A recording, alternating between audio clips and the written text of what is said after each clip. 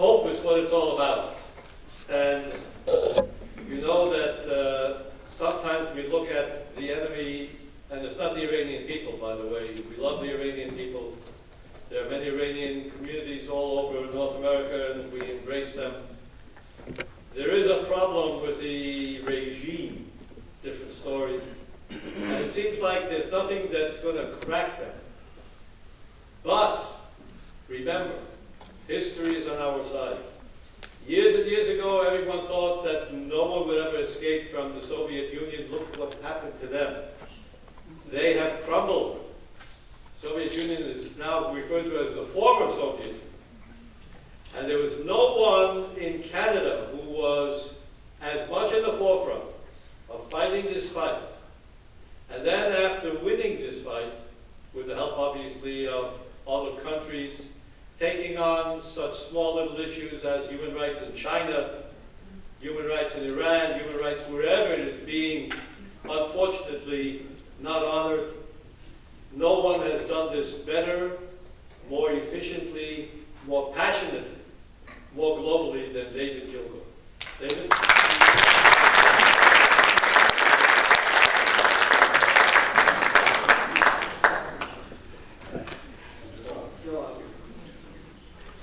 Yes, thank you very much, Ruben. And I hope you all know, as Shimon reminded us, that the first conference that I ever attended on persecution of Christians was held in New York about 2 years ago. Right. Fortunately, there have been quite a few since, but I was at one recently, ladies and gentlemen, in Tbilisi, Georgia, where somebody pointed out that 80% of the people being persecuted around the world today are in fact Christians. But time is short, and I'm an add-on, and I want to congratulate everybody who's taken part in this event tonight. I would like to focus on 2,200 Iranian refugees who are now in Camp Liberty in Iraq near Baghdad Airport. The governments of Albania and Germany have accepted, respectively, 700 and 100 refugees from Camp Liberty, each of them. Other countries, including Canada, have to date accepted 0.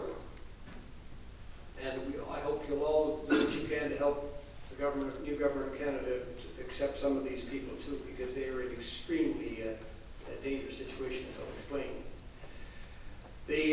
Last November, a couple of us visited 700 of these refugees who are now in Albania.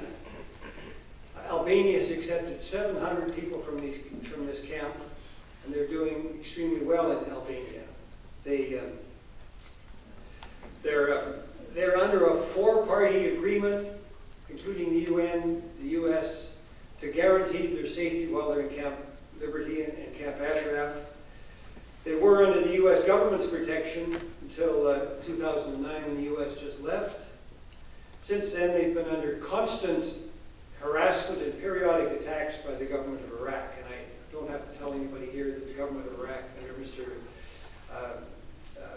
the previous government, was acting at the behest of the government of Tehran. There have been 6 major attacks on Camps Ashraf and Liberty, contrary to the Geneva Conventions. 133 residents have been killed. Hundreds have been injured. 27 have died as a result of an inhuman medical and logistical siege. 43 have been taken hostage by the Iraqi forces, and we don't know what's happened to them. The latest attack on October 29th was done by 80 rockets were fired at Camp Liberty. It's a strange name, I know. And 24 residents were killed and hundreds were wounded in the attack. So how come Albania is more than willing to take more of these refugees? And perhaps some of you will know this, that I heard it the other day at the City Hall, Ruben, that Albania was the only Nazi-occupied territory which after World War II had a larger Jewish population than before World War II. Very, very special people in Albania, big hearts. They've set an example for all of us. Given that the remaining population at Liberty Camp is no more than 2,200, why can't Canada take 200, 300, or something?